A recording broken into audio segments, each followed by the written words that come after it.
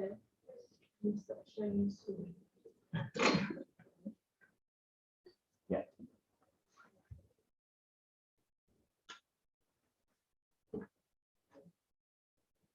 Are we okay? Right.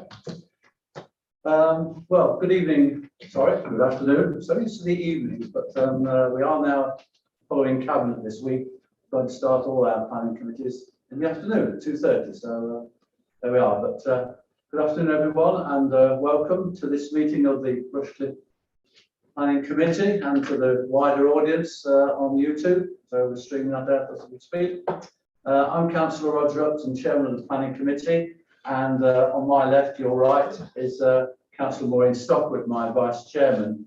And I think I've got Councillors Bailey, Murray, Gray, Healy, Mason, Purdue-Horam, Jones, Butler, Thomas with us this afternoon. I'm going to pass over to Laura Webb, if I may, just to confirm who's subbing for who. Thank you. Apologies from Councillor Clark, Councillor Gowland and Councillor Price. Substitutes are Councillor Butler, Councillor Murray and Councillor Jones.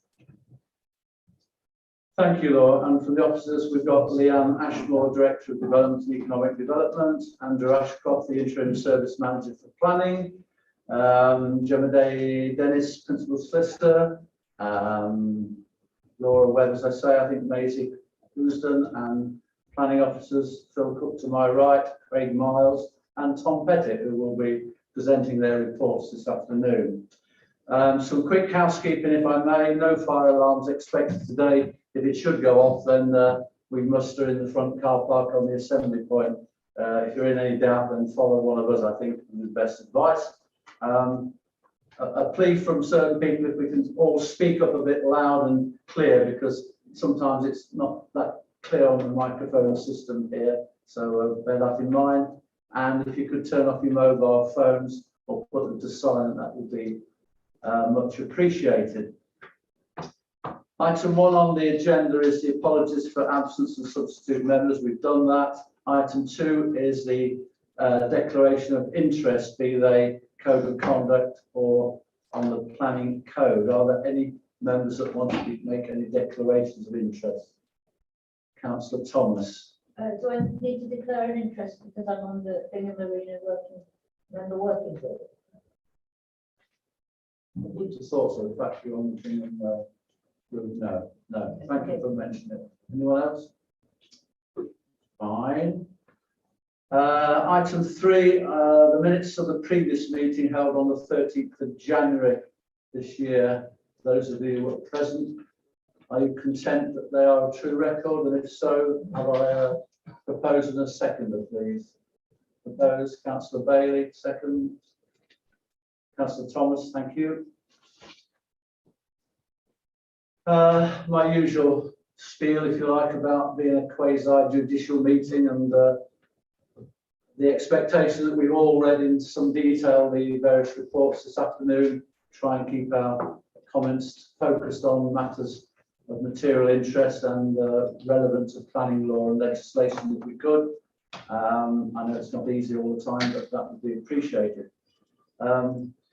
We need to note the report of the Director of Growth and Economic Development now, which gives us the overview of the planning process this afternoon and the applications that we are considering. Now, the first application is, I believe, 21/03091/full. Might find the paper for that one, and I'll read it out. 38 Glenmore Road, West Bridgeford, Nottingham. Demolition of garage, erection of 2-storey side extension and single-storey rear extension, loft roof extension to rear, side dormer with glass light well, external alterations, including application of timber cladding, part of retrospective in the Abbey Ward. So without further ado, if I could pass over to it's Phil, isn't it? In this case, if you would like to make your... I don't think we've had any late representations at all for this afternoon's meeting. I think we'll sort out the technical failure. We've had a few gremlins in IT one way or another, but Laura hopefully will be able to make it appear on the screens. Once we've had the presentation, we then have got a written statement from Councillor Gowan, who can't be here this afternoon, which will be read out on her behalf, and then we'll go into the debate. Are we okay? Yes, thank I think we are. thank you, Chair. Excellent. Thank you. This application seeks planning permission to demolish a garage and construct a two-storey and side-storey extension in its place. The single-storey extension wrapped around to the rear. The application also seeks permission to retain enlargements to the existing roof, comprising of a pit gable extension at the rear and a box dormer extension to the side. This application is a resubmission of a previous approval following amendments which require planning permission. Due to access issues, the approved extension cannot be completed as proposal, and the proposal seeks to amend finished materials, excuse me, from rendered brick, along with other minor amendments to include installation of a high-level roof light to the bathroom in the two-storey element, two skylights into the roof of the box dormer, reduce the size of the windows in the north and east elevations of the box dormer, change the doors and the junior balcony from a window into a rear gable, and amend the design of the rear glazed curtain wall in the single-storey ground extension. Other than these relatively minor changes, the development proposed is in this application will be broadly the same as that which has already been approved. The application was sought as it appeared that the height of the proposal would increase. However, it's since been clarified that is not the case. The Ward Council has objected to the application. They consider that development would be overbearing and would lead to terracing, such that should the neighbour do the same. They also consider that the design of the two-storey side extension is out of keeping with the neighbourhood and the rest of the house, and considers the view of the attic extension from the road is messy. There have been no further objections raised to the proposal. The relevant policy considerations are set out in the reports, and the main issues to consider of this application are the principle of the development, the design of the proposed development and its impact on the character of the surrounding area, and the impact of the proposal on the amenity of the adjoining property. Principle of development has already been set by granting the previous permission. In terms of the design, massing, scale, and proportions of the proposal in this application is broadly the same as the development which was approved in June 2020. The two-storey side extension would be set back from the front wall of the house by the same amount as the previous state as approved, around about 1.5 metres, and would have the same style of roof with the eaves and ridge set below the ridge of the existing house. Officers are satisfied that the two-storey side extension would not give rise to any unacceptable terracing. Although the roof of the two-storey side extension is of a style not commonly found on Bradnor Road, due to its setback proximity to number 40, it would not be harmful to the character of the host dwelling or the street scene. The hip to gable is not particularly visible from the front of the house, and number 40 has a similar arrangement. There are limited views within the street for the box dormer, and officers are satisfied that the dormer does not significantly harm the character of the wider street, along which there are similar examples. Officers are satisfied that the change in facing materials are satisfactory and would not harm the appearance of the dwelling or impact on the street scene, subject to an appropriate brick being used. It is proposed that this is conditioned. Alterations to the glazing of the side dormer and the inclusion of roof lights are considered to not unacceptably alter the appearance of the dormer and are acceptable. Turning to the impact on the adjacent properties, the two-storey side and single-storey rear extension would have the same blank elevation running down the side boundary numbers 36 and 40, albeit constructed in brick as opposed to render. The height of the building would be approximately 100 mm higher than that approved. There are 3 windows on the side elevation of number 40 that face the site. However, all serve non-habitable rooms, and it is considered that the impact of this proposal would be no different to that already approved. The size of the single story extension to the rear has not changed from that approved. Therefore, officers are satisfied that single story element would not have any greater impact. Officers are also satisfied that there is no significant impact on the change to the rear platform of the building with the inclusion of the glazed curtain wall.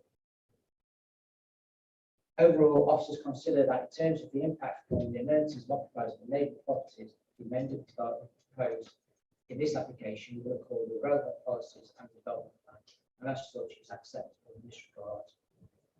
For reasons outlined in the report, officers consider the amended proposed development is acceptable and would not significantly harm the character of the area or the neighbouring amenity. This is therefore recommended that planning permission be granted, subject to any conditions in the report. Thank you, Chairman. Thank you, Mr. Cook. I'm getting the odd indication it's not, and everybody can hear it. Is that true? You're all right, reasonably, I think. No, I'm getting Councillor Mason's having difficulty. Is it not coming through on your speaker in front of you, that one there?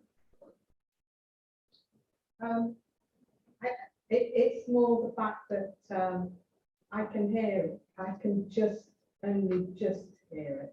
I can't hear it coming through here particularly. It's not. It just doesn't seem very loud to me. And there's no point sitting there if you're struggling. Either change the position or I don't know how to fix up most of it, but I just have to sit and. Yeah. It's yours exactly the same.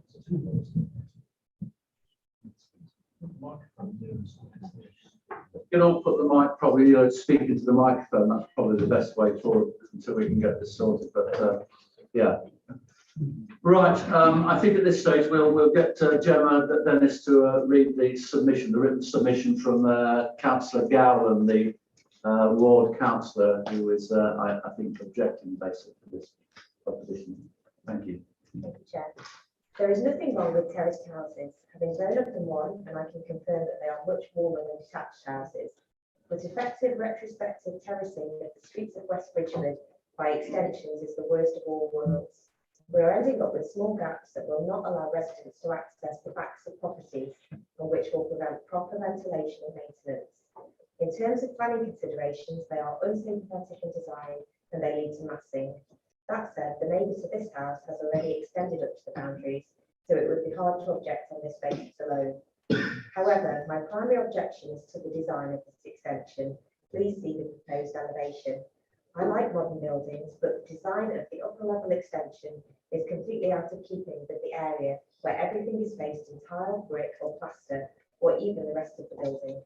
If the whole frontage was clad in that yellowish material, I might not be objecting, but this looks like a messy add-on to me. The slope of the extension roof does not even follow the slope of the main roof, as far as I can tell. Thank you. Normally we would pass this over to the case officer for any questions and queries. I mean, the one I pick up broadly from that statement, there is that the design is out of keeping and the yellow frontage and the palette there, and broadly that sort of first of comment really. I don't know whether you want to comment on that when you picked up. Yeah, that's not changed. That's identical to what was previously approved. The only change in materials is the is along the side wall where there are issues for access to build it as previously approved, which was rendered. Yeah. Yes, thank you. Right, we can open the debate then. Who wants to start the debate on this one?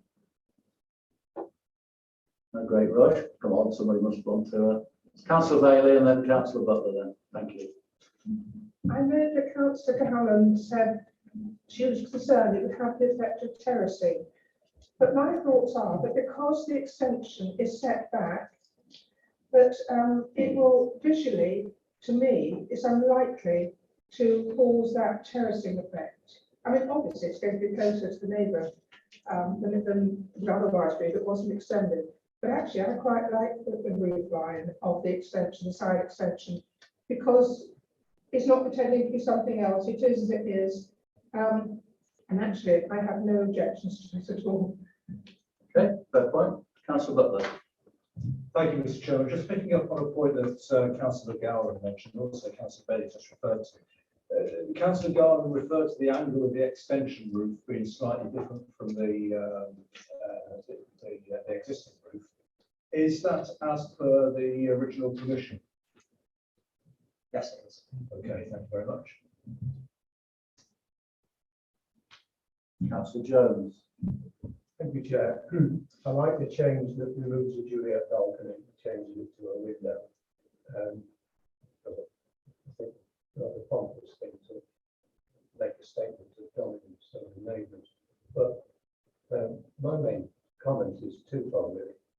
I'm just surprised that we approved it before with the yellow frontage, because it is not in keeping with the area. But if it has been approved already, then but I would like to see the comments about the roof line and to be shown the opinion that's been described. I could not see them from the size of the images or the photos, but whether those can be enlarged so we can be sure what they are. Yeah, we'll try and find those. I was looking at the site history, item 10 of the report. From my perspective, it seems to have been approved in 2020. Or granted with conditions on the 9th of June 2020. Personally, I don't recall it, I don't think I was there.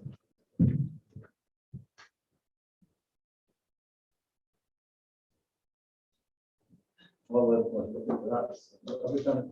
Yeah, that's Okay. that shows the plan that you can see on the left-hand side. The grey area is the roof of the extension on the side, and you can see from that plan how far that is set back from the front of the building.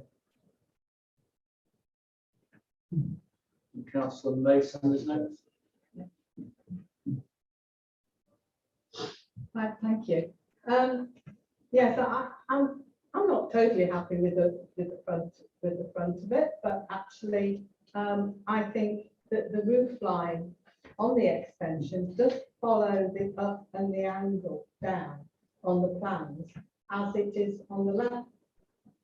Although that's the flat roof, but that's other roof thing down. So I would like to move the recommendation, please, to grant planning permission, subject to the following conditions. Thank you. Thank you, Councillor Mason. Anybody else wish to speak? So Councillor Mason's proposing we accept this. Look, the second, Councillor. Second. Sorry, Mr. Chairman, very into second. I think there's very little change from the original permission that we gave, so I'm quite happy with it. Thank you. So we have a valid proposal seconded. I think we take it to the vote now. So we say all those in favour of the recommendation of the officers, please raise your hands now.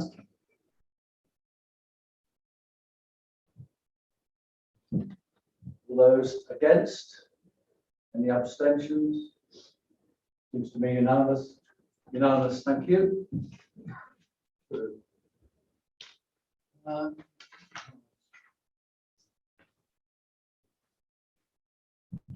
Takes us to item 2, reference 21/02914/full Soho Bonington, Melton Lane, Sutton Bonington. Change of use of 2 agricultural barns to 1 dwelling house and swimming pool, associated external alterations, including roof alterations, installation of solar panels, insertion of doors and windows, part retrospective, Sutton Bonington Ward. Dr. Craig, haven't we? Yes.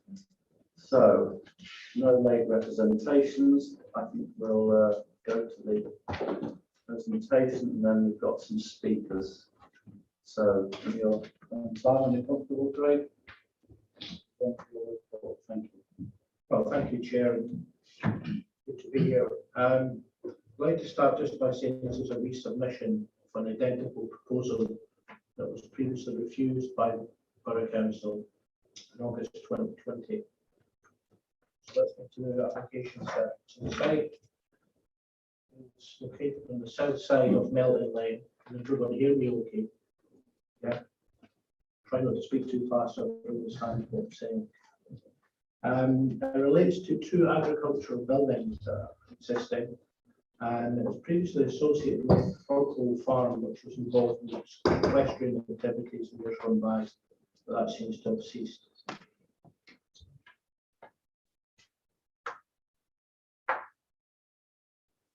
The larger building has been altered and extended significantly prior to this application being made. I'll just run through some of the changes.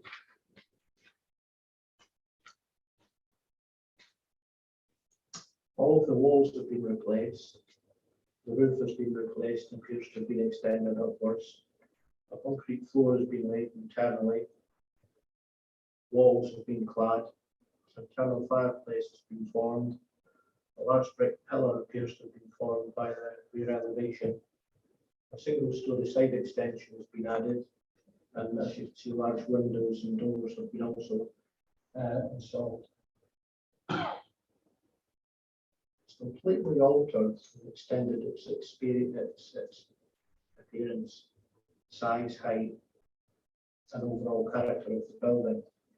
None of these amendments have the benefit of planning permission. Now, the smaller building, which you can see in the picture on the right, has remained largely unaltered. In terms of the proposal, planning permission sought for the conversion, again for use as it and for residential purposes. Internally, it remain as it is.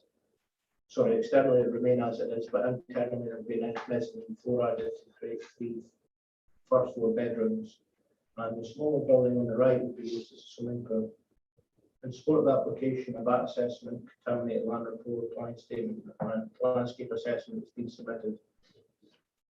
In terms of statutory consultation responses, there have been no objection in principle from any statutory consultee, and there's been no public comment received. Look at the planning history, as I mentioned, a previous application has been made and been refused by the council. I will come to the reasons why that was in a minute. But to refer you to paragraph 39 of the report, which sets out the main considerations of this application. Those are whether the development would be tantamount to a new dwelling in the countryside instead of a conversion. Effects of the proposal on the character and appearance of the countryside.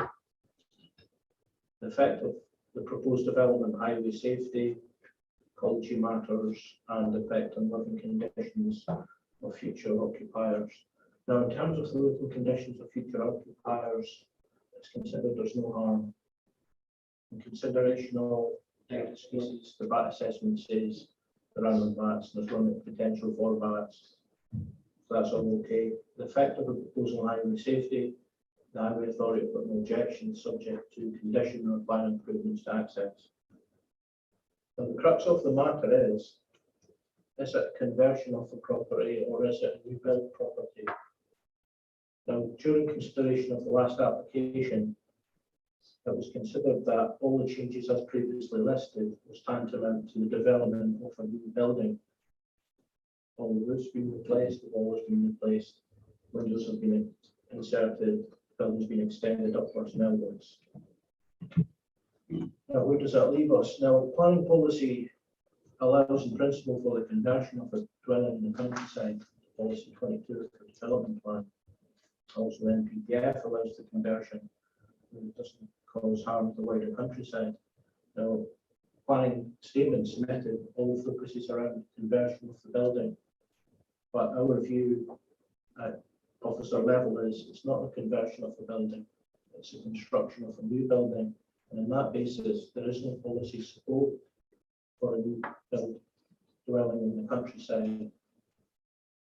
And the key matters of consideration, as I set out in the report, as it's clearly stated in paragraph 55, if you have the report there, But by increasing the height, altering the angle of the roof slope, introducing large areas of glazing, recladding most of the walls of the roof of the structure, and significantly altered the character and appearance of the building to such an extent that it significantly altered the intrinsic character of what was once a very simple agricultural barn structure. Now, when considering a planning application, considering the cost development plan, unless material considerations indicate otherwise. My opinion is it doesn't accord with the development plan because it's considered to be a new build dwelling in the countryside, and there's no material considerations that support it.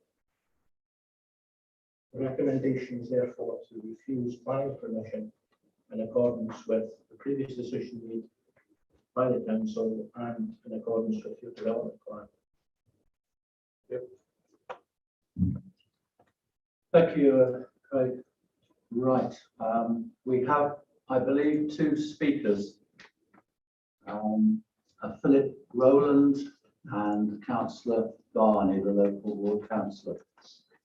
If Mr. Rowland would like to come forward to the desk down there and self-settle, I'll then say that when you're comfortable, you've got 5 minutes, up to 5 minutes to present, and when you're ready to start, if you press the button on your microphone, it will bring on a red light, and that's when the clock will start.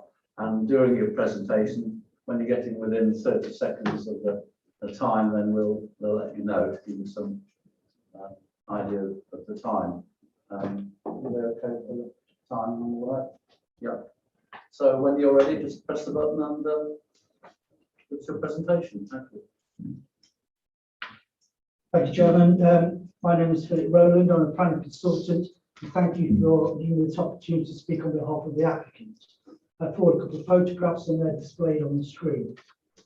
We turn to photograph one that shows the buildings of the road the applicant purchased the site. As you can see from the news, the barn was not an open-sided building, but an enclosed structure of substantial size, very robust and a permanent feature in the landscape. We turn to photo 2. It's obvious that we're not talking about a standard house in terms of its appearance, but to the ordinary it is exactly what it is, the conversion of a barn that has removed inappropriate asbestos cladding and replaced it with more appropriate cladding materials and formed openings that you will see in the conversion of this type of building elsewhere in your borough, but also throughout the country. You'll also see the applicant has made a minor change to the roof design of the higher section of the building, but not to the detriment of the character and appearance of the building. What this photograph also shows is that the external changes to the building are now virtually complete in terms of the conversion to a dwelling, and the landscape impact assessment that the applicant submitted in support of the application demonstrates that either the original building or the building with its new cladding does not have an adverse impact in the countryside. This is a very important material consideration. All buildings of this type, in terms of their conversion to a dwelling, require substantial work, e.g. new floors, new utilities, new external cladding and new openings. And in this particular case, the majority of the workings are located on the south and southwest elevations in order to maximise solar gain. If this project cannot be finished, a permanent structure will still be there in this location. The only difference would be it cannot be used to meet a national housing shortfall. The applicant is very keen to make the dwellings carbon neutral as can possibly achieve, with the overall aim to make the site 70% self-efficient in all energy uses, covering heating, lighting, hot water, appliances and up to 2 electric cars. None of this important information appears in your officer's report. If your officer's argument is correct that this is tantamount to a new dwelling in the open countryside, then that would have to mean it is a new building in the open countryside. That is plainly not true. The building has for a long time been there, and probably now will always be there. It needs to be put to some use, and it needs to be properly maintained for the benefit of the surroundings. This application achieves that. There are no objections from a technical point of view from the parish council or residents, then this is rare with any housing application, particularly one in the countryside. The officer's report says there's nothing new with the application compared to the previous scheme which refused. This is not true and shows a lack of care and understanding by your officers in dealing with this revised submission. An application was submitted in order to address the reasons for refusal, and in doing so, it explained clearly that the council was in error to treat this as a new dwelling in the open countryside. We'd also provide a landscape assessment. It demonstrates that the proposal causes no harm in landscape visual terms. This is something the council should have considered, and the fact that she's failed to consider it all, it leaves the council very vulnerable on this issue at appeal, as I believe that the council cannot sustain the reason for refusal number 2, that this proposal will be harmful to the character and appearance of the countryside. In terms of fairness, may I also remind you of the need for consistency in decision making. Barn conversions have been approved at a number of locations in the borough, none of which are referred to in the officer's report. An application at Ashley Costock under 2100-265 has recently been granted planning permission under officer delegated powers. That application was the conversion of a very similar former agricultural building in terms of its method of construction and external appearance, and proposes recladding, new doors, new windows, new floors, plus an extension. We propose a completely new first floor with solar panels, air source heating, and appears to have the same level of works as my client's application. Therefore, in terms of consistency of decision making, I request that there are no real material planning considerations that why my client's application should not be granted planning permission. The applicant is advised to proceed to appeal and apply for costs against the council if the illogical and unreasonable officer recommendation is accepted. We are asking members for a common sense view. Is this really a barn conversion, or is it really a brand new dwelling in the open countryside where previously there was nothing? In our submissions, that argument has no argument or merit, and that will be clear to a planning inspector at some appeal. This is clearly a barn conversion. In that respect, it fully accords with both national and local policy, and I urge you not to accept your officer's recommendation and to approve this planning application. Thank you, Chair. Thank you, Mr. Rowland. I'll let you vacate the seat, and then it's over to Councillor Barney, the local ward member for Sutton Bonington. I think Councillor Barney knows the procedure by now, but So I have 5 or 10 minutes. you have 5 minutes. Okay. Well, good afternoon, committee. Good afternoon, Chairman. Thank you very much for allowing me to speak on this. I have to start by saying I know the building very well because my first memories of it go back to the early 1980s when my sister and I and our neighbours played in these very buildings and had hours of enormous fun. So I can confirm that the building in the top picture has indeed been in situ since at least 1981, and I suspect it actually goes back to the early 1960s. I'd like to walk a little bit through the document as presented by the authority, and if I can draw members' attention to paragraph 4, where it states unauthorised works have been undertaken. And I suggest that maybe they have, but I think this really doesn't come down to a matter of judgment. The grandfather's axe analogy, I think, applies to this case, where by grandfather's axe is grandfather's axe, but at some point in the past, a brother changed the handle, and then at some point in the past, my son changed the axe head, and it's still my grandfather's axe, but alterations have been made, and I think that we should consider that analogy when looking at this proposal. If we move on through the document, paragraph 29, and indeed paragraph 29 to 31, I'd just like to walk through the aspects here that are contained. So it states, policy 1, development requirements, states that planning permission for new development will be granted provided that there is not significant adverse effect upon the residential amenity of adjoining properties. In this case, there is no adverse effect. That there is adequate provision for parking. There's tons of provision for parking at this site. There is sufficient amenity and circulation space. The scale, density, height, massing, design, layout, and materials of the proposal is sympathetic to the character and appearance of the neighbouring buildings and surrounding area. In this case, it's the same footprint, it's the same bulk, it's the same massing as it always has been, albeit that there's a 10 centimetre increase in roof height where the applicant has inserted insulation to meet current guidelines. Overshadowing, loss of privacy, noise, attenuation of light pollution is minimised. It's all the same as it always has been since at least the 1960s. There's no adverse effects on wildlife. Again, there's no detrimental effects in that case. No significant effect on landscape character. I would actually say that there's an enhancement to the landscape character. The building that was there before the cladding changes were made is very ugly to my mind. The building that's there now is beautiful and is in much more, I would say, agriculture keeping with the vernacular.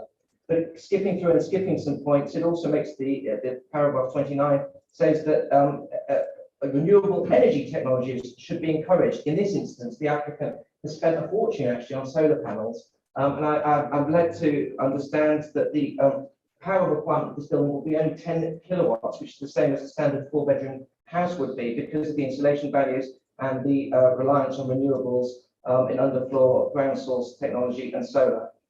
Paragraph 30, policy 22 development within the countryside states that land identified as countryside will be conserved and enhanced for the sake of its intrinsic character. I would put to you that it has been enhanced. The beauty of the area is enhanced by this development. Diversity of life, landscapes, heritage and wildlife, there's been no negative impact in that regard. The reuse and adaptation of buildings for appropriate uses, including housing, will be permitted subject to a number of criteria. Specifically, the appearance and character of the landscape is conserved and enhanced. I put to you in this case, that's exactly what these improvements have made to this building. Paragraph 31 states the reuse and adaptation of certain buildings to dwellings makes a valuable contribution to the housing stock and to retaining the amenities of surrounding area. Part 2B of the policy therefore permits, in principle, the conservation and change of use of existing buildings within the countryside for appropriate uses, including houses.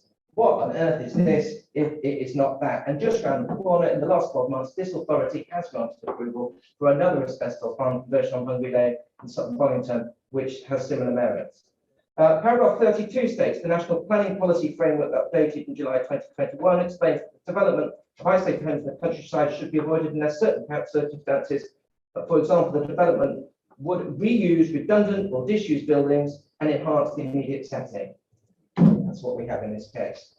So the appraisal, paragraph 39, says the main issues for consideration are whether the development would be tantamount to new dwelling in the open countryside, the effects of the proposal on the character and appearance of the open countryside, the effects of the proposed development on highway safety, the effects of the protected species, the effects of living conditions on future occupiers. It has no detrimental effect on any of those aspects in any way, shape or form. The parish council and I have looked at this very closely on many occasions. There's not one objection. They all agree. The only concern we have is that this building in the future could be used for commercial purposes, which we would be utterly opposed to, and would encourage the committee to make conditions granted for a house, but make strong conditions that allow any commercial uses at this site at any point in the future. And should this come back with a commercial use, I absolutely would not support its application. Thank you very much. Thank you, Councillor Barney. Perhaps one of the most passionate and emotive presentation I've heard for some time. But bang on time as ever with you. Thank you. Thank you. I'm going to ask Mr. Miles if he wants to respond to both speakers, if there's any key issues there that you picked up in their presentations before we go into the debate. Well, there are a few, but I'd just like to make the point that the crux of this application in terms of determination, excuse me, is the fact that it's our consideration at officer level that this is tantamount, excuse me, to a new dwelling being constructed, not the conversion of the building. And that's the crux of the consideration of this application. Our opinion is it's not a conversion, it's a new building countryside. Walls have been replaced, the roof's been replaced, it's been extended, it's been increased in height. Thank you. Thank you. Clearly, this is a detailed and interesting application, and we need to give it the relevant focus, I think, on planning issues and planning law. And without repeating what others have said, but I will just say, I'll echo the point that Mr. Miles has made. Is it a new building in the countryside? Is it a conversion or is it a new building?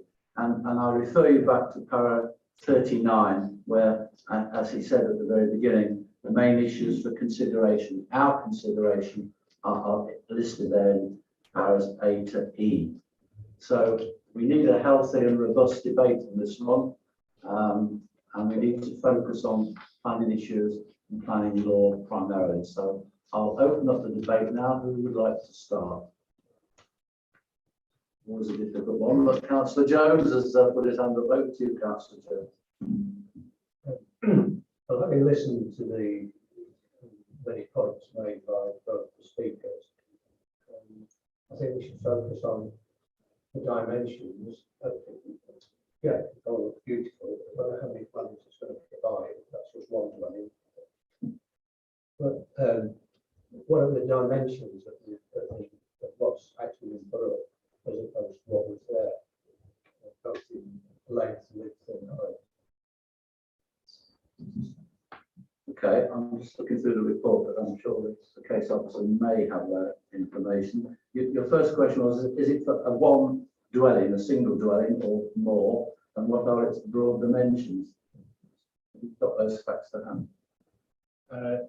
It's for a single dwelling. It's for a single dwelling for both farms. So it'll be a swimming pool in one and lodging accommodation in another part, the biggest part. In terms of its footprint,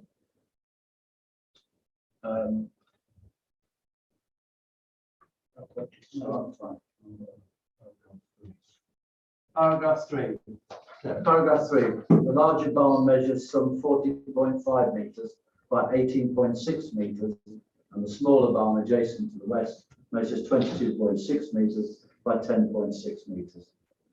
Paragraph 3.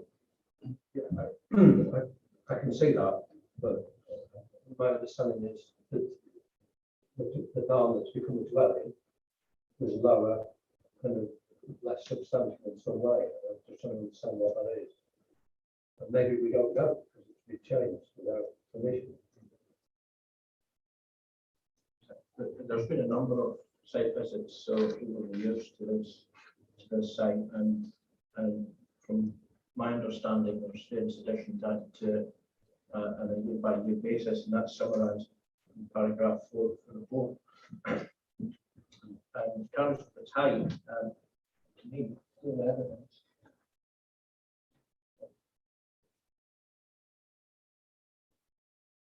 What was there before? If you look at the roof pitch on the bottom one, the furthest highest part of the building, compared to what was there before,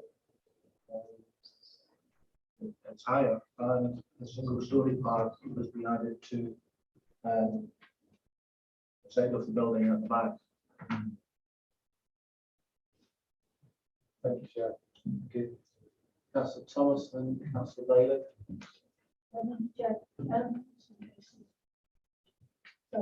Taking into account Councillor Barney's point about future use and the fact that this is a full application for a dwelling house, I don't think I've seen the floor plan. Could we run through the floor plan to see what's inside the dwelling and how it's laid out? Looks like a floor plan on the screen. So it'll be completely open the ground floor. Sorry, I can't zoom in any further on the plan, unfortunately. So the ground floor level will be completely open. And at the end will be sort of kitchen, accommodation, etc., and staircase up to the first floor. That will be 3 bedrooms.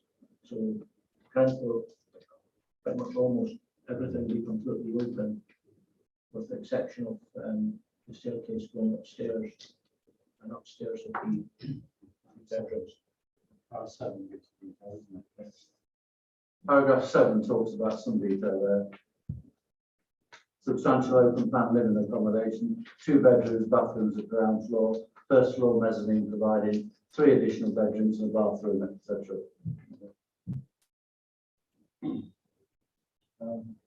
Sorry, so how many bedrooms is it altogether, and is that big space one large living room? Well, it says 2 bedrooms at the bathrooms at the ground floor, and 3 additional bedrooms and a bathroom on the mezzanine. 5? 5. My reckon 5. Councillor Bailey? Thank you, Chairman. The ward member said that there'd be no alteration of the footprint, but the reality is, yes, there has been, because the height has increased, and we've also got the single-storey extension. So I have some queries as to how it can be that the footprint hasn't changed, when clearly it has. But also, this is a resubmission of a former identical application. So really, it's concerning that the same plan with no alteration has come back to us when it's already been refused. So it was seen the applicant is not prepared to alter his plan in any shape or form because he's actually already gone through with it. You know, I think that had the applicant been prepared to accommodate perhaps some of the requirements of the borough, then perhaps I would be more favourable to it. But I'm quite concerned that nothing has changed, but he has built it, but it is identical resubmission, and that concerns me. Thank you, Chairman. I stand to be corrected. I think what you say is correct. Yes, I don't see any change. Councillor Mason. Thank you. I too have found this quite perplexing, really, because as has been said, it is the same as what this committee has already turned down. Also, it is a change of use as well. It's not just that it's been made into a building and that it's a new place. It is a change of use from something else. So I'm not happy with what I see before me. I'm sure it would be ideal to some people, but it does not apply to this particular building as it is against what we have decided as a council and against our regulations. So therefore, I don't have any hesitation in supporting the recommendation to refuse, and for the reasons that has been put down below. Thank you, Councillor Mason. I'll just park that at the moment. I've got Councillor Gray wishing to make a comment. Thank you. I think a couple of times in the discussion we were sort of, there was an appeal to that some of the work had already been done, and therefore there would be more value to grant permission. And usually when we're looking at retrospective applications, particularly in terms of a garden wall or something of this sort, and in those circumstances, we're always reminded that we should pay the same mind that as if nothing had happened at all. So with that in mind, and considering our previous applications that have been before us, and keeping that consistency and adherence to planning policies, I think that some of the points that were made, considering policy 22, I think if you look towards the end of statement 30, we see the appearance and character of the landscape must be conserved and enhanced. Although I think while there can be some argument to people who like the look of what's there now, I don't think we could really say that the character is being conserved. I think Councillor Barney's grandfather's act might trigger through. And I think in this case, rather than seeing a handle replaced over time and the head replaced a few years later, we're seeing the wholesale change. We're seeing a new axe in its place.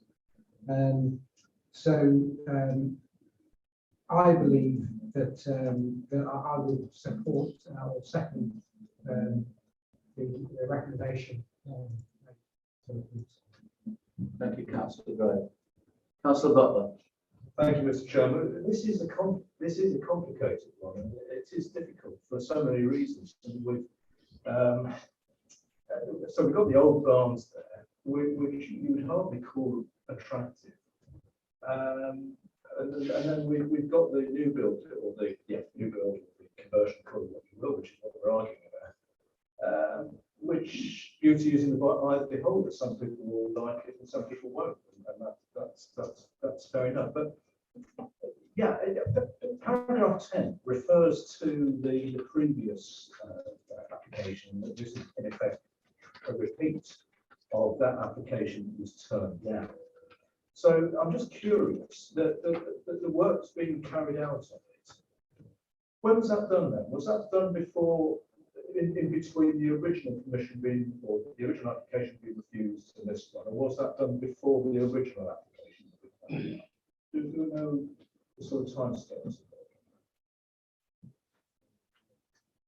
think in the works, subject to this application, are exactly the same as last time around, so it'll be from August or before August 2020. So the point being was the council refused permission in August 2020, but the work here has been done since then. Is that right? Or was it before? Yeah. So the previous application in 2020 was like we are today, we were discussing work that's already been done. Right. Okay. So that was retrospective as well.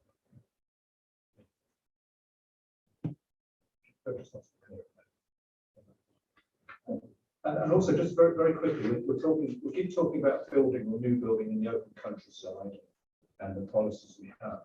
What's the greenbelt status? Are we in greenbelt still, or is it just open countryside? No, it's open countryside. Okay, thank you. I'm still genuinely thinking about this. I'm really not. No, that's fine. No, that's fine. Councillor Healy, you indicate. Thank you, Chair. Many aspects of this, which is worrying to say the least. I mean, we opened the floor, Chair, and then we said, let's be conscious of planning law and planning regulations. And quite clearly, despite the refusal of the last application, work has continued to quite clearly transfer this into a residential property. But I can't accept that this amount of work can happen, or which we felt it was all right to do it, and quite clearly there's been no planning permission. And surely that's going to be a very important criteria in any application. And despite the refusal last time, my interpretation is that the individual is free to carry on and start transforming the barn to a residential property, completely against planning policy. For your comments, it's not unknown that people do development without approval. Councillor Jones. Personally, I think that is not when it was built or how it was built, or sorry, when it was built, or the previous refusal. But it clearly is not the conversion of an existing building. It is a new dwelling in the countryside, and as such, it is clearly counted to planning policy. Whether the planning policy makes sense to every human being is another matter. That is the rules, and that to me is the determinant of supporting the recommendation. Thank you. Clearly, that's your personal views. Others may have different views, but I hear what you say. Is there anybody else? Councillor Thomas. Thank you. This going on from what Councillor Jones has said, I think it is a new road in the countryside, and it has, whether or not people think it's improved the countryside or not, it has certainly altered the character, because this was it was an agricultural building.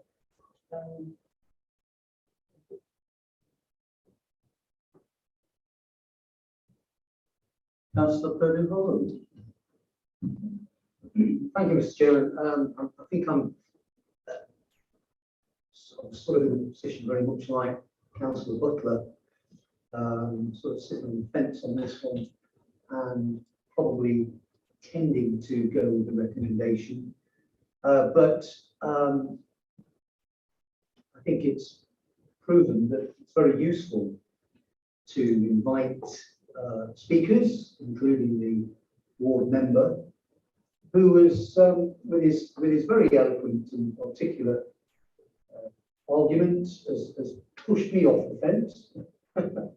And I do accept that we are where we are with the previous refusal, but I do understand that there is a presumption of development in those cases, and it's a brownfield site. It's not on the green belt, and so and with those persuasive arguments, I'm sort of tended to vote in favour of permission to develop the site.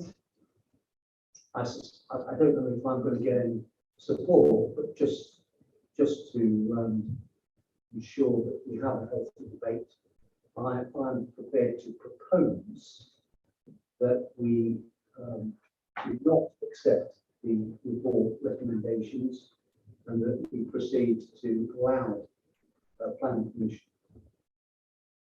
Well, we are approaching the time of decision, but you proposed a change. Have you got a second?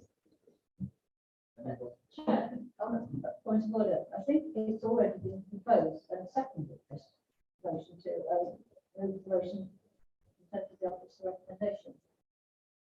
My understanding was that Yes. Councillor Mason proposed.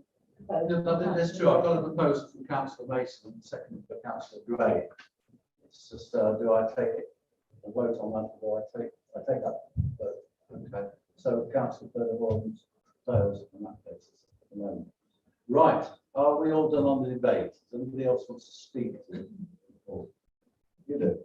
Councillor Scott. Thank you, Chairman. I think we are duty bound really to take the recommendation, because if we don't, we're going against national planning policy framework. And that's very important that this committee follows that. Yes, sometimes it's special circumstances, but to my mind, I'm fully supportive of the officer's recommendation because it's turned out to be virtually a new build. So, well, not virtually, it is a new build. And that's what before us, so I'm supporting the motion to refuse. Thank you. Thank you. I think we're at the point that everybody's said their piece, so we can go to the vote. Okay, to take the vote.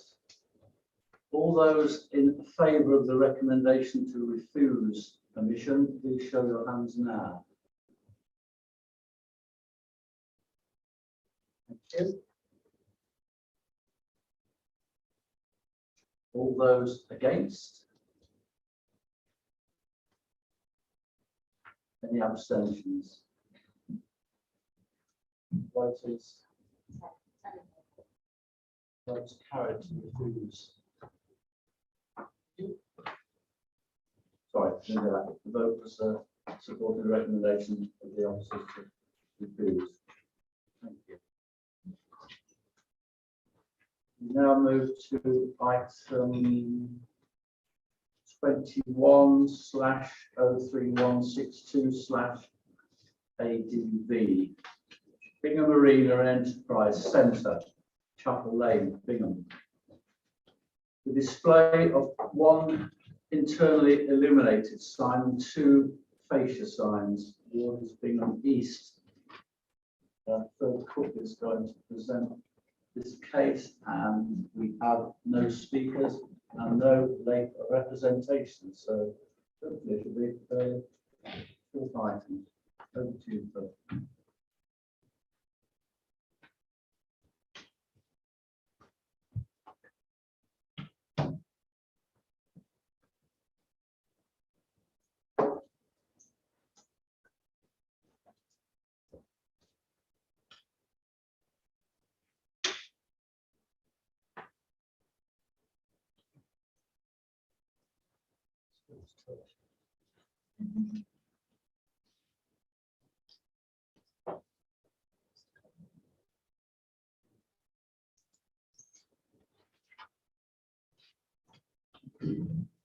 Thank you, Chairman. This application seeks that purpose of concern for the display of three signs at the new Bingham Leisure Centre, Chapel Lane, Bingham, which is currently under construction. Signs will include illuminated letters on the frontage of the Leisure Community Centre building, with letters designed over the main entrance to the building, spelling out Bingham Arena. Two non-illuminated fascia signs comprising individual letters on the front and side of the Enterprise building, spelling out Bingham Enterprise Centre. The advertisement to the front of the Leisure Centre will comprise of individually illuminated letters measuring 600 millimetres high. Chair.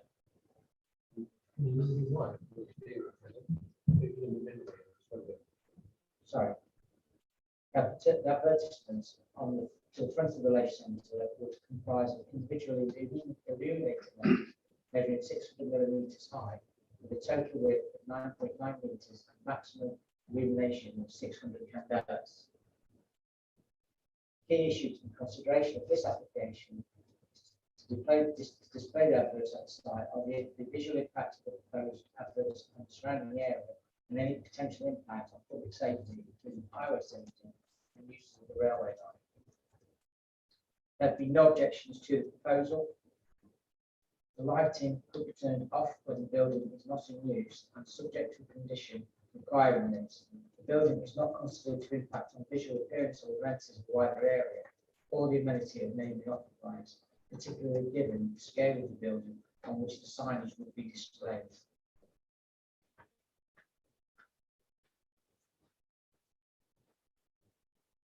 Basic signs on the enterprise unit are non-illuminated and with composed of white lettering, and it is considered that their location and size are appropriate for the building on which they are attached. In terms of public safety, taking into account the distance away from the public highway and the railway line and the type of signs proposed, it is not considered that they would be a distraction to users of the highway or railway to the detriment of public safety.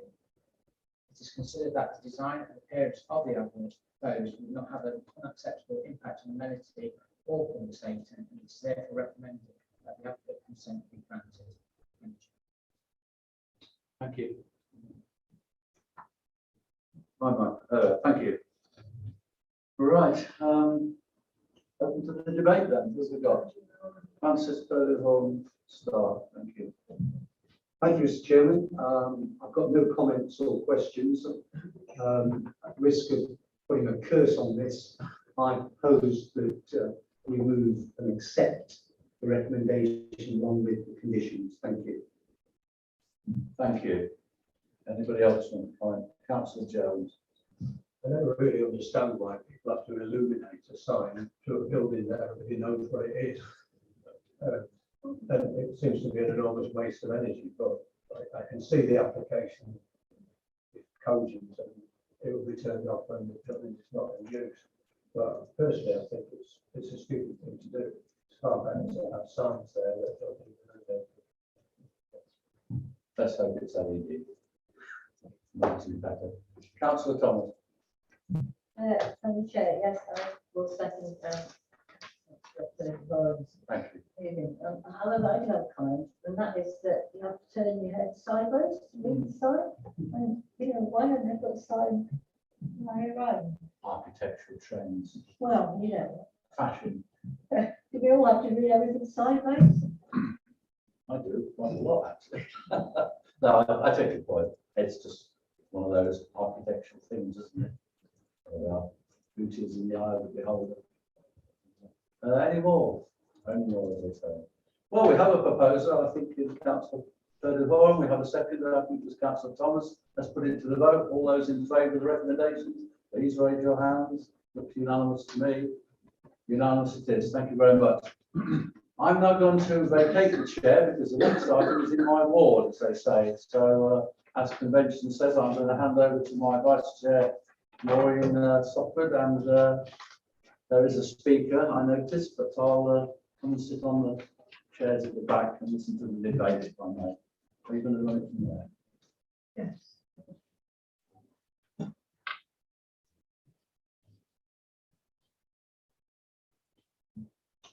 Thank you. I'm just waiting for the officer to change.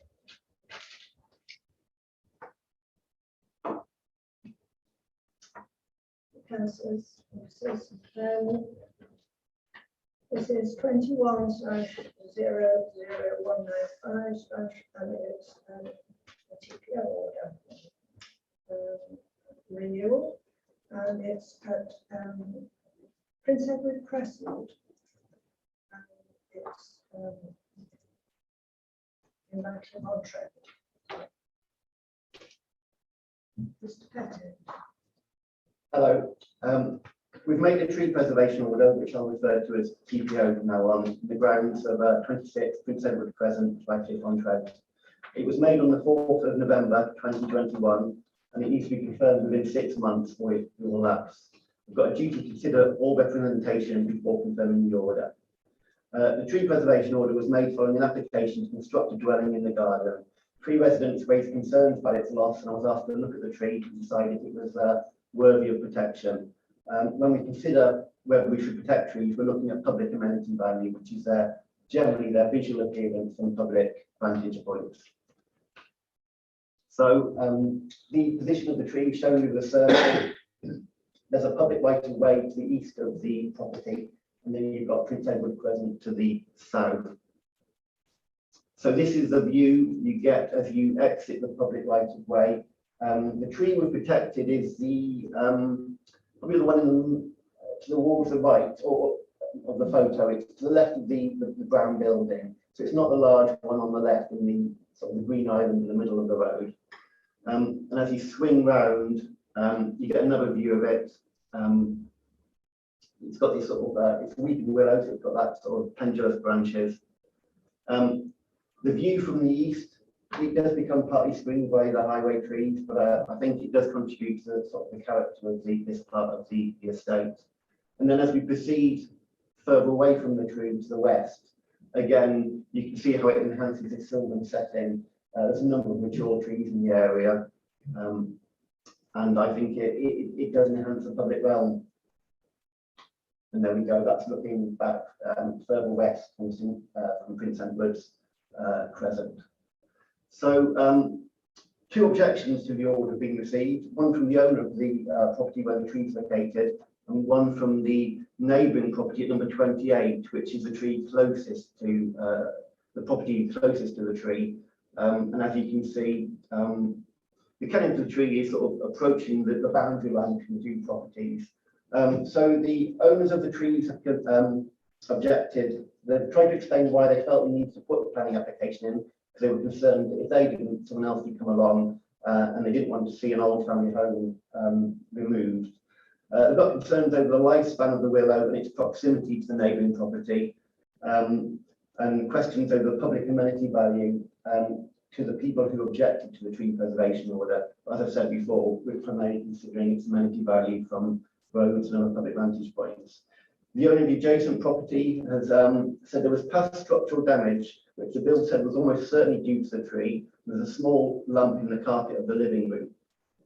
Roots don't have the drains in the past.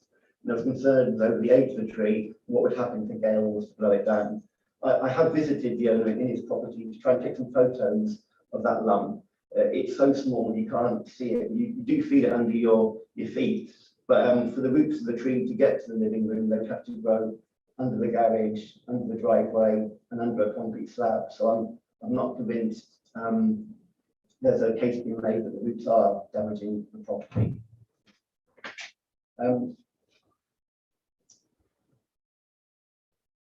Trees don't know drains contain water, so they don't actually go towards drains. But if a drain leaks, it will provide ideal growing conditions for trees and they'll proliferate. It may well be the case that in the past roots have been found in the drains, but there's no evidence to suggest this is occurring at the time. And when we look at the damage that was alleged to happen in the past, we don't know what was discussed, but we can only assume that both parties agreed that the tree could be protected. This photo is only indicative, but the red line does indicate that there is a Severn Trent drain running along sort of the rear part of the gardens. I'm not suggesting these trees you can see have grown into the drains, but there's a question mark about whether it was a willow or other trees that have grown into the drains in the past. The drains can also be lined to prevent further encroachment. You can see the willow's been pollarded in the past, so it's been heavily pruned back. That isn't particularly a good form of management for most trees, but willows and limes and poplars, they do tolerate it and they quickly regrow. You need to accept that it will have to be repollarded again on a cyclical basis. The advantage of that is it will reduce the water demand of the tree, making subsidence less likely. It would also reduce the canopy, and it will mean that the tree is less likely to fail in wind. So at the moment, we don't see there's any evidence to suggest the tree is causing any harm to adjacent properties. And if we confirm the order, it will still allow applications to be made, so people could put in an application, and that would probably allow an opportunity for them to give more evidence to suggest if the tree is having an adverse effect on any property or grounds.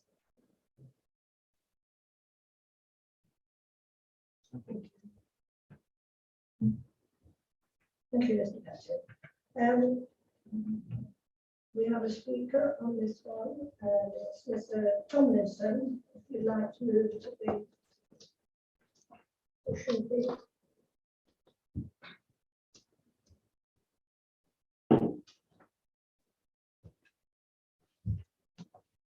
I think you have been here all through this meeting, so you do know that. Yes, I think so.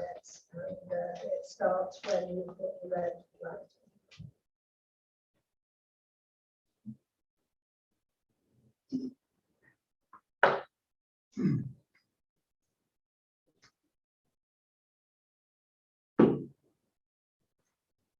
Okay, so hopefully you can hear me in the call there. Yeah, thank you very much for giving us the opportunity to speak today. I'm Mike Tomlinson. I'm the brother-in-law of Alan Davis, who grew up at the house. I'm married to his wife, clearly.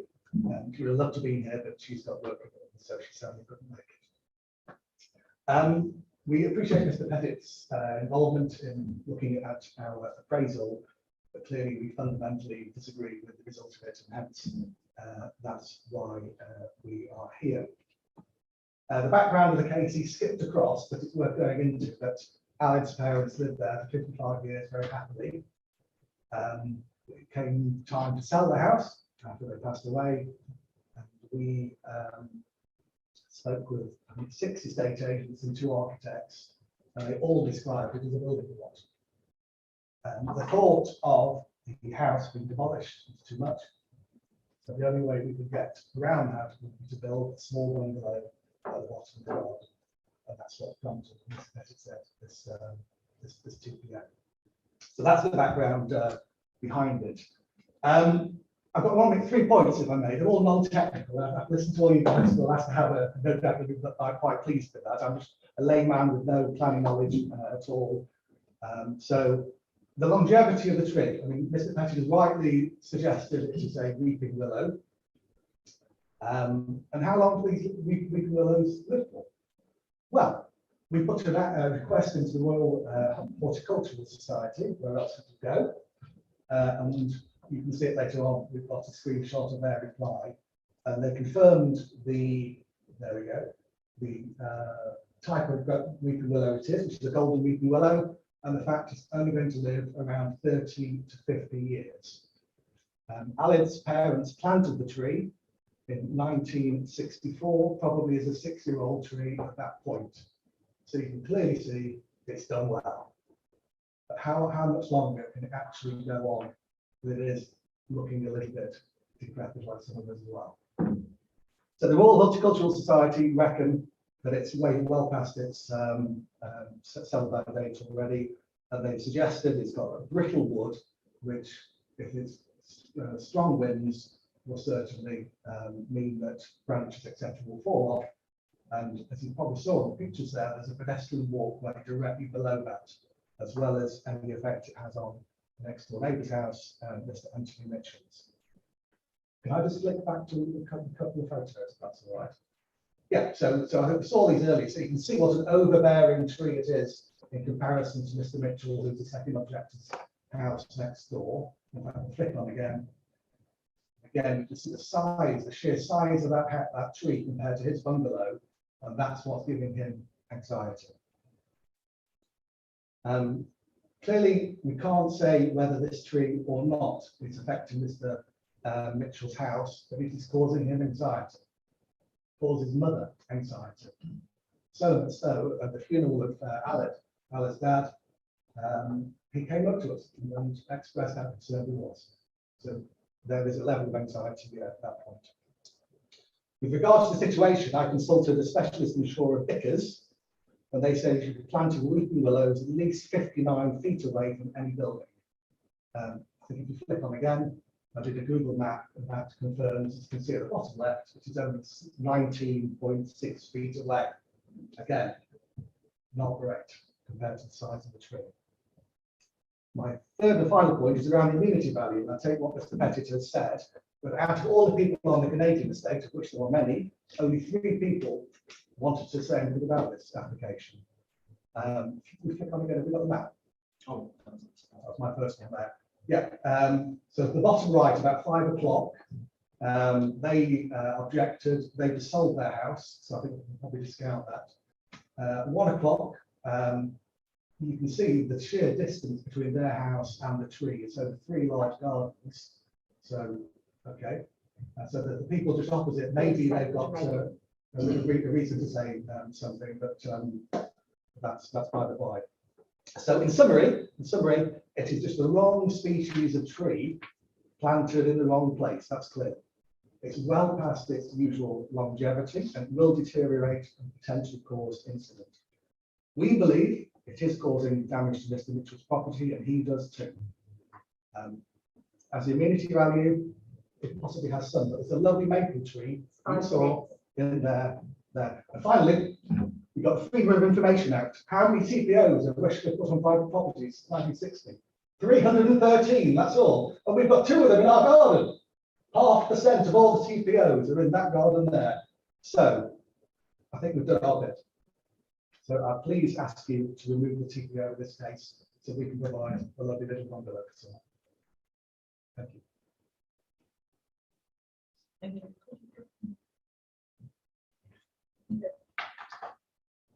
Yes. The end of speakers on this one, and would you like to reply to any of those? So we've got the lifespan of the tree. I think the report you showed said 30 to 50 years, but they can live as long as 100 years. I think the 30 to 50 is quite conservative, and 60 to 80 would be well, certainly 80 would be a realistic time frame. And by allowing it to be repollarded, we would reduce the risk from the brittle branches that were mentioned, and ensures they would love not for no trees to be close to buildings. So I think we need to look at the facts. There's no evidence to suggest the tree is causing damage, and go back to that point we made that, and that confirming the order would allow future applications to be made.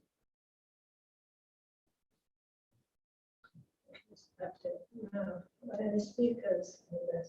Councillor Mason, please. Thank you.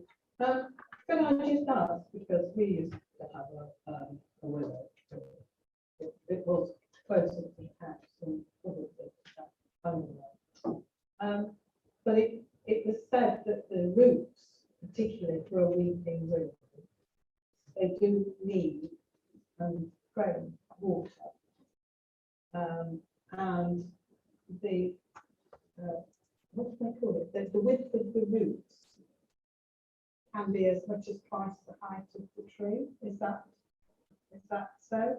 So the root system on that tree would be. Yes, the roots would spread over a wide area, at least the canopy drip-like, if not more.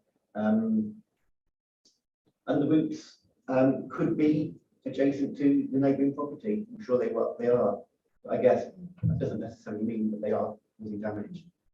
Yeah, and also but the only way of finding out is to put a camera, which we did, down into the drain, and then they push and the camera is put down. Obviously, that's not being done.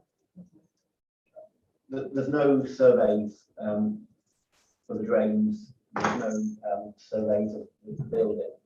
Well, we were unfortunate, and it was causing damage.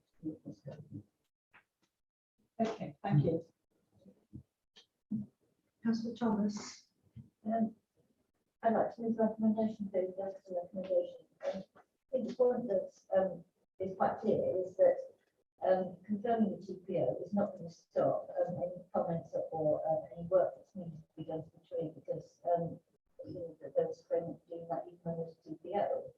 Tree needs to come down, and the tree needs some work doing, and even with the TPO that can go ahead.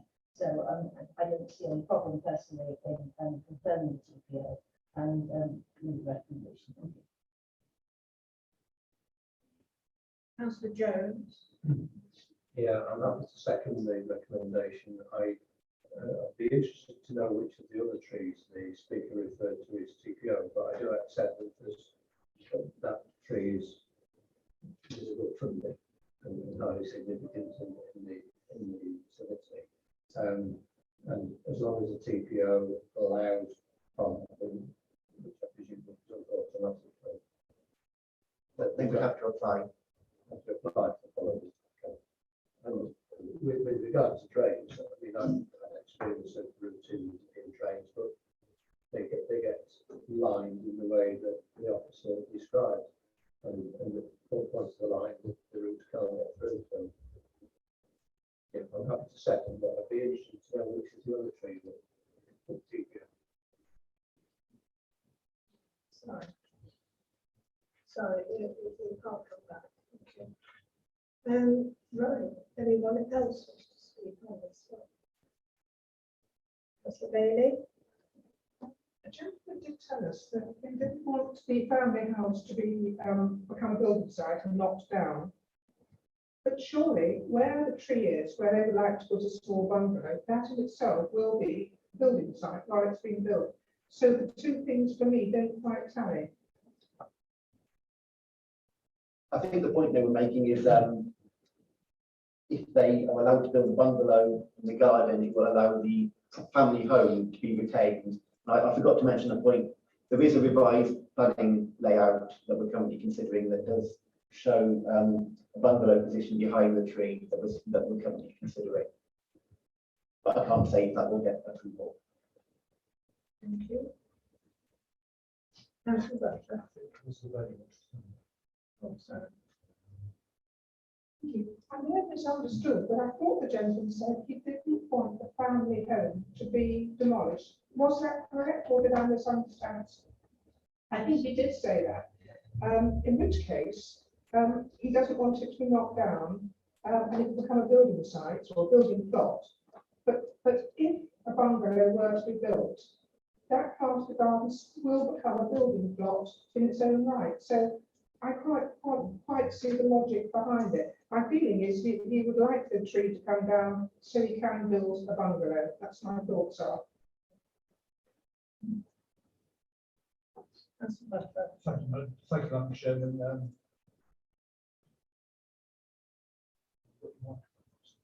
Sorry. Thank you. Yeah, just slightly picking up on that actually, but can I just clarify something Mr. Pettit said? I think I wrote this down. It said confirming an order, a tree preservation order, would still allow applications to be made. What sort of applications are we referring to there? Are we referring to tree TPOs or are we referring to planning applications? Yeah, by confirming the order, tree preservation order applications can be made to prune the tree or even remove the tree. So it's not set in stone, you know, applications can be made to work on the tree going forwards. Okay, thank you. And should and if a planning application come in for whatever, then consideration that if there is a tree preservation in order at the time, then that is debated at the time of the application, isn't it? So when or if that day comes. So that gives you still potential flexibility should a further application go. Yeah, and we're actually considering the original planning application being revised to allow a dwelling to be constructed and retain the tree. Yes. We haven't got to the point where we can make a decision on it yet. Okay, thank you. Thank you, Councillor Gray. Thank you. I think, again, touching on, I mentioned earlier about that consistency. I think looking at this application in terms of the tree preservation order and the interest of the amenity, there's clearly a lot of amenity to this tree. So I think, again, to be consistent, I would be supporting this tree preservation order being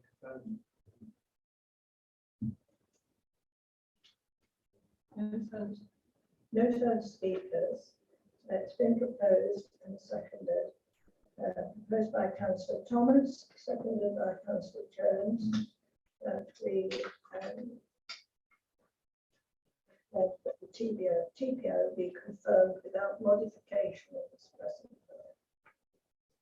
All those in favour, please show.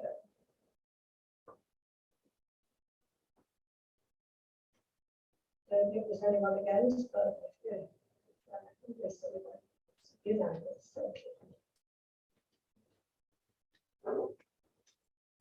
Thank you very much, everyone. That's the end of the business this afternoon. So, first meeting.